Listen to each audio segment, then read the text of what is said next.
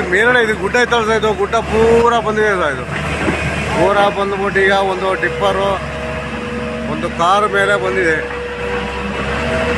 Car ಮತ್ತೆ ಒಂದು tipper ಪಟ್ಟಿ ಆಗಿದೆ. ಒಂದು ಗ್ಯಾಸ್ ಗಾಡಿನ ದೂಕಿದೆ ಸೈಡಿಗೆ. ಈಗ ಇಟಾಚಿ ವರ್ಕ್ ಮಾಡ್ತಾ ಇದೆ ಸರ್.